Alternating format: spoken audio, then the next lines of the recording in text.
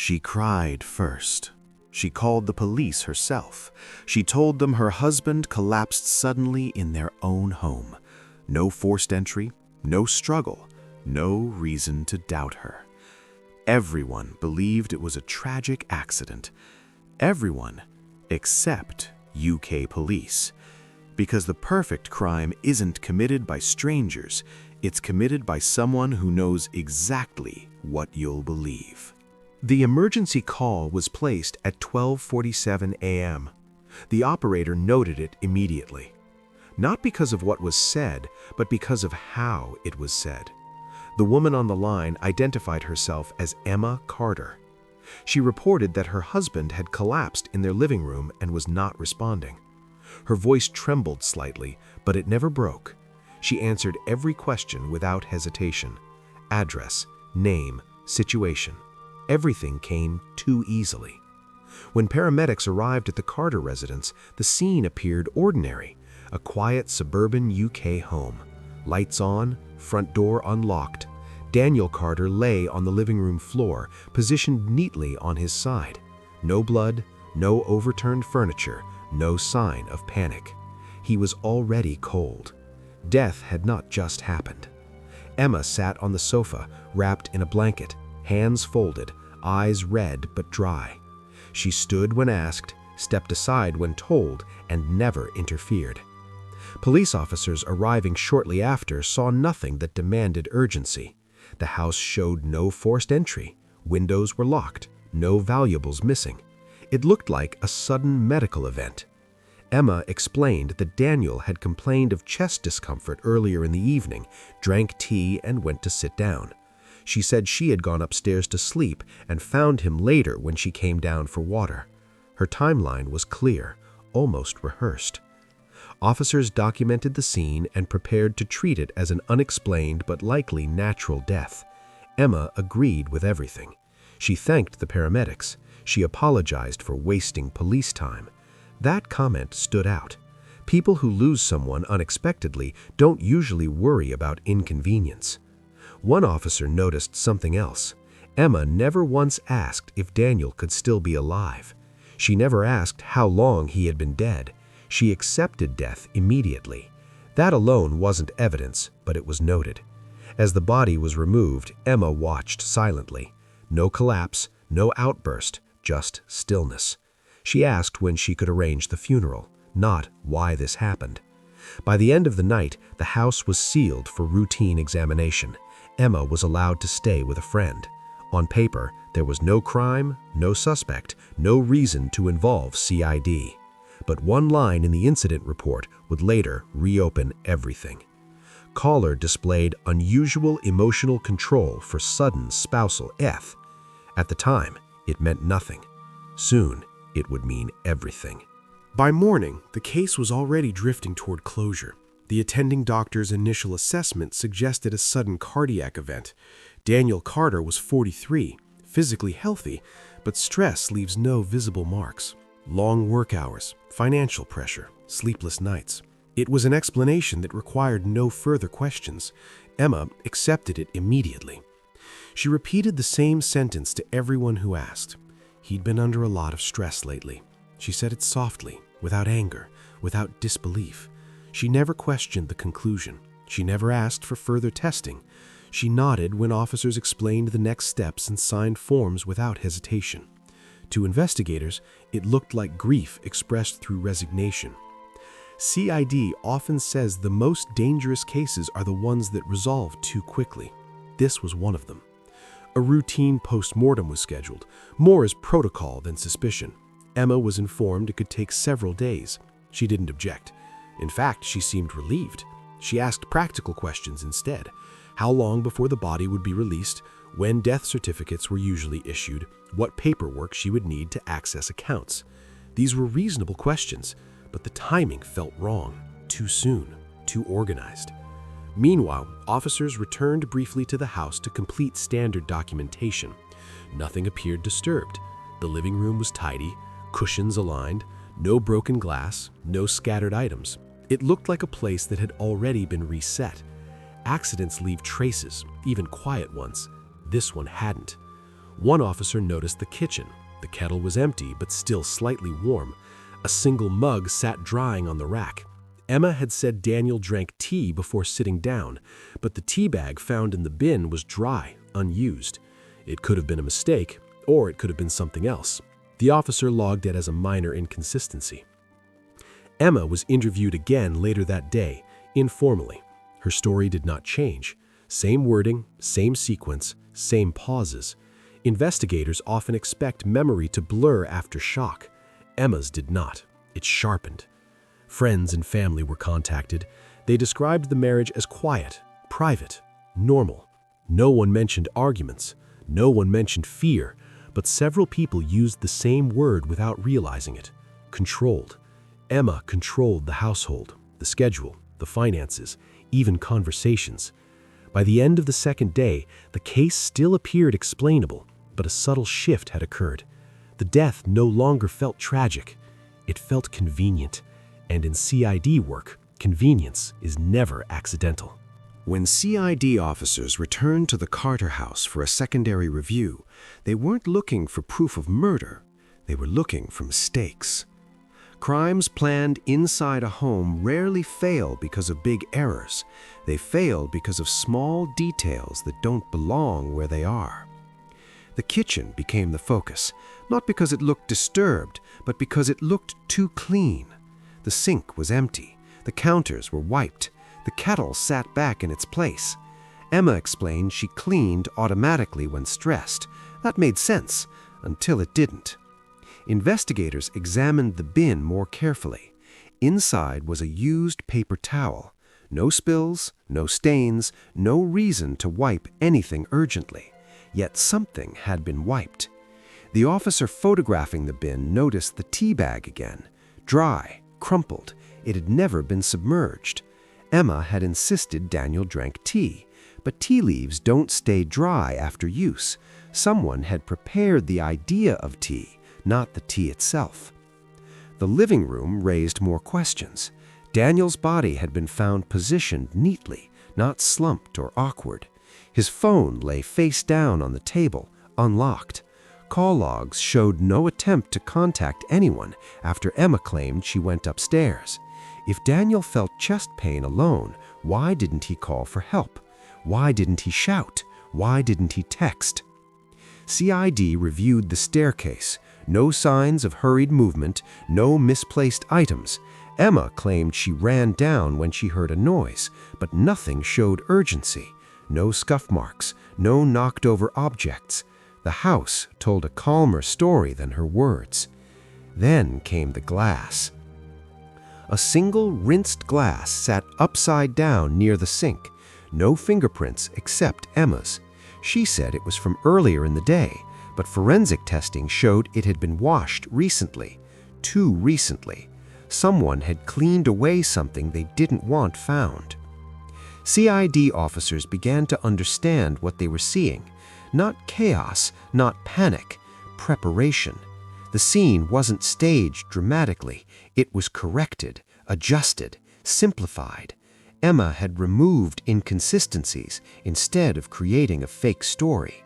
That's how experienced liars operate. They reduce complexity. The lead investigator wrote a note in the file that day.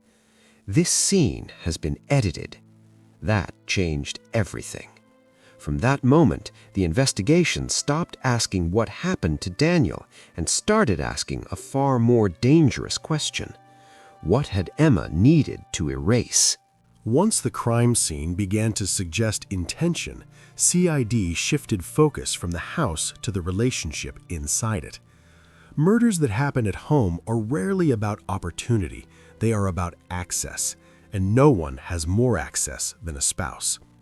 At first, the marriage between Emma and Daniel Carter appeared stable. No police reports, no restraining orders, no public arguments. Friends described them as private and reserved. That description initially worked in Emma's favor. Quiet marriages don't raise alarms. But CID officers know that silence can hide pressure just as effectively as violence. Investigators began by examining finances. What they found changed the tone of the case. Daniel had accumulated significant debt without Emma's knowledge, or so she claimed. Credit cards, short-term loans, missed payments. The total amount was enough to threaten their home and lifestyle. More importantly, a life insurance policy on Daniel had been updated 3 months earlier.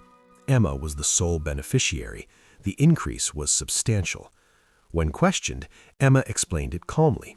It was sensible, she said. We were being responsible. The explanation was logical, too logical.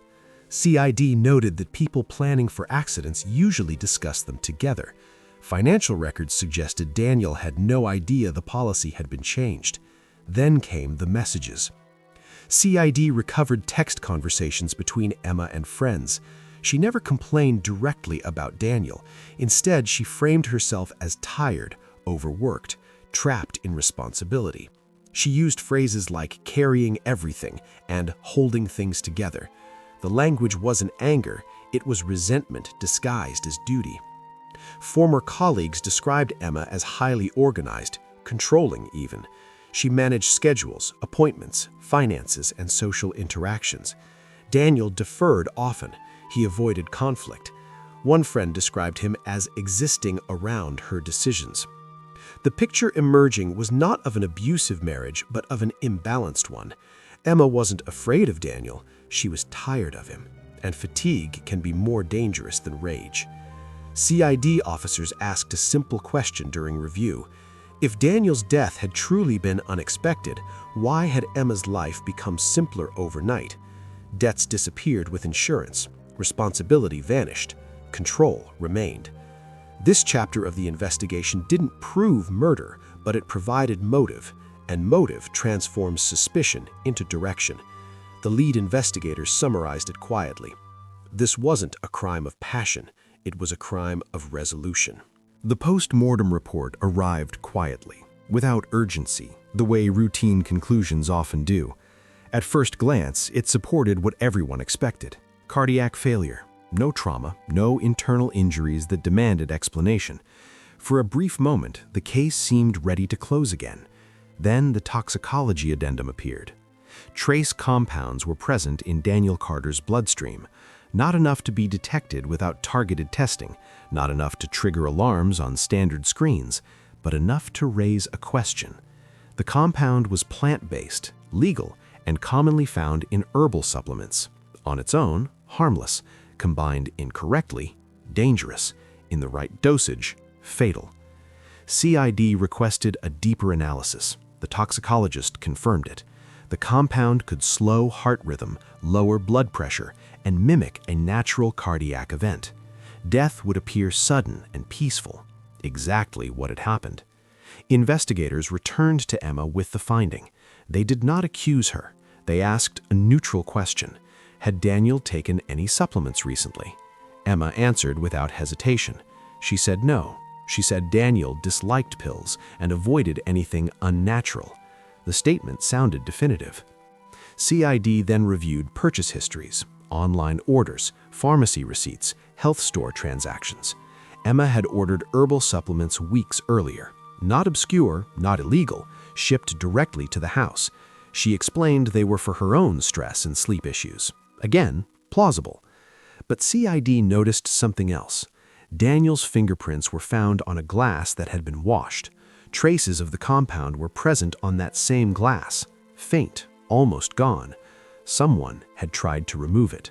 Not perfectly, just enough to miss casual inspection. The delivery method became clear. Liquid, measured, administered slowly. No struggle, no awareness. Daniel never knew he was in danger. CID mapped the timeline, the kettle's temperature, the glass residue, the phone data. Everything aligned within a narrow window when Emma was awake and Daniel was alive. Emma's claim that she had been asleep upstairs no longer held. When confronted again, Emma adjusted her story slightly.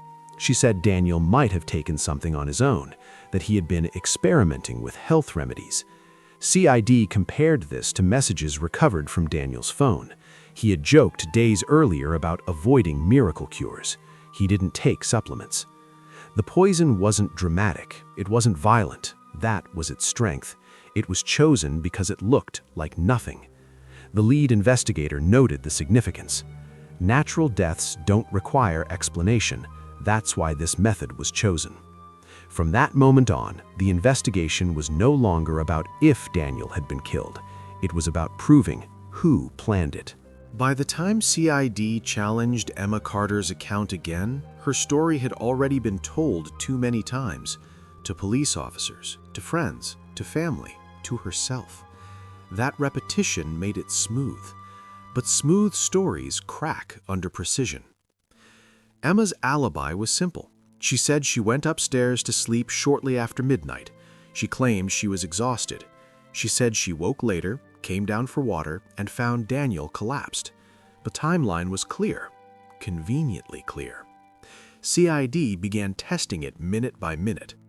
Phone records showed Emma's device was active during the period she claimed to be asleep. Not calls, searches, quiet ones, medical symptoms, heart failure timelines, emergency response windows. These searches were conducted before the emergency call was placed. That detail mattered. People who discover a sudden death search for answers afterward, not before. When asked about the searches, Emma didn't deny them. She reframed them. She said she must have been half awake, anxious, confused. CID officers noted the language shift. She stopped speaking in absolutes. Her story became flexible. The staircase again became relevant. Emma said she ran down when she realized something was wrong, but forensic examination showed no evidence of rushed movement, no displaced objects, no marks. The house had remained calm, too calm for panic. CID also examined timing around the emergency call. There was a delay. Daniel had been dead longer than Emma initially suggested, not minutes, nearly an hour. That gap couldn't be explained by sleep alone. It suggested waiting, waiting to be certain, waiting for death to become undeniable. Emma had not attempted CPR. She explained she panicked, that she froze. That explanation was believable until CID compared it with her online searches. She knew what cardiac arrest looked like. She knew time mattered, yet she did nothing. The alibi didn't collapse dramatically. It thinned. Each explanation patched one hole but opened another. CID officers allowed that to happen. They didn't argue. They listened. They documented. In one interview, Emma said something without realizing its weight. She said, "I didn't think there was anything I could do at that point." The phrase, "at that point," implied certainty. Certainty that Daniel was already beyond help. That certainty could only come from one place: knowledge. The lead investigator summarized the issue quietly during briefing. Accidents create confusion. Planning creates confidence.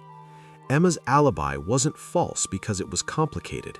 It was false because it was ready. And people who prepare alibis do so before they need them.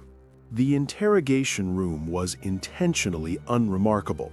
Neutral walls, soft lighting, no pressure tactics. CID officers knew Emma Carter did not respond to confrontation. She responded to control, so they removed it. Emma sat upright, hands folded, posture composed. She asked if this would take long. She had arrangements to make. The question wasn't rude, it was revealing. Even now, she believed the process was something to manage. CID began with facts Emma already knew: the timeline, the phone activity, the toxicology report. Each piece was introduced calmly, without accusation. Emma listened carefully. She nodded. She corrected minor details. She tried to stay ahead of the narrative. Then the lead investigator did something unexpected. He stopped asking questions. Silence settled into the room. Emma shifted. People who are truthful often welcome silence. It gives them space. People who are lying rush to fill it. Emma began explaining things she hadn't been asked to explain. Stress, exhaustion, fear. She spoke faster now. Control was slipping. The investigator asked a single question: "Why did you clean the glass?" Emma hesitated. only for a moment, but it was the first hesitation of the interview. She said she didn't remember cleaning it. She said she cleans automatically. CID placed the forensic report on the table. Fingerprints, residue, timing. The glass wasn't just cleaned, it was cleaned recently. Emma looked down, not at the evidence, at her hands. CID then asked her to walk through the night again, slowly, not what happened, what she felt. Emma repeated her story, but this time inconsistencies surfaced. The order of events shifted, the times blurred. She corrected herself mid-sentence. That's when the investigator asked the question that changed everything. When did you know Daniel wasn't going to wake up? Emma answered without thinking, after the second dose. The room went quiet. Emma froze. She realized what she had said. She tried to recover, to explain it as medication, as confusion, but the words had already landed. There was no second dose unless there was a first, and no dose at all unless there was intent. Emma's composure collapsed, not into hysteria, but into honesty. She said she didn't plan to kill him. She said she wanted him weak, dependent, unable to leave. She said she was tired of carrying everything. She said she miscalculated. CID officers listened. They didn't interrupt. Confessions don't need encouragement once they begin. By the end of the interview, Emma Carter was no longer controlling the story. The truth was, Emma Carter was arrested without resistance.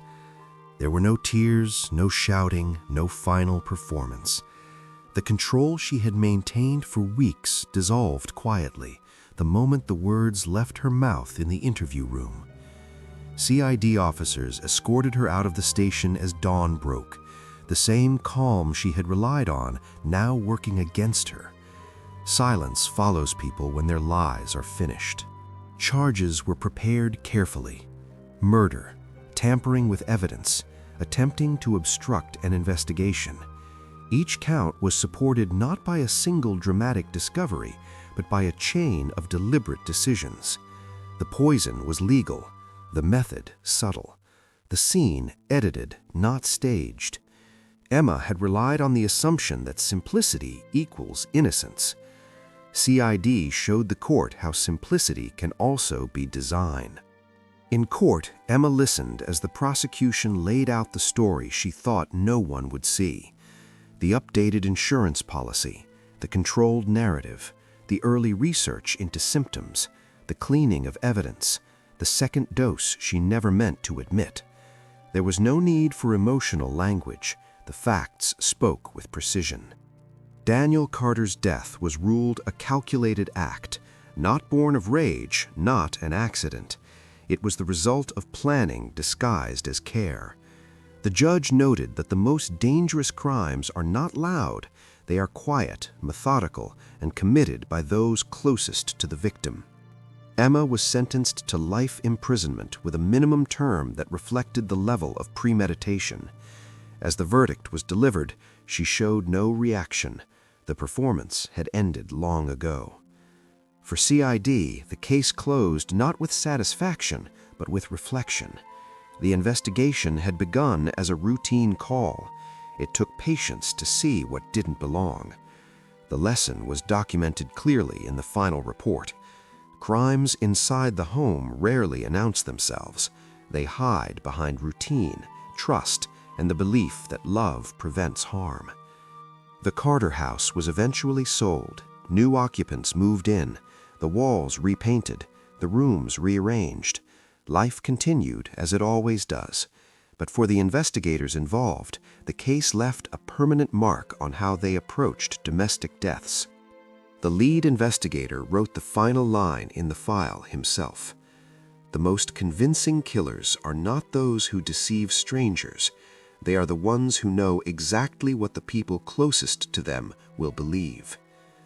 With that, the file was sealed, and the lie that began in silence ended the same way.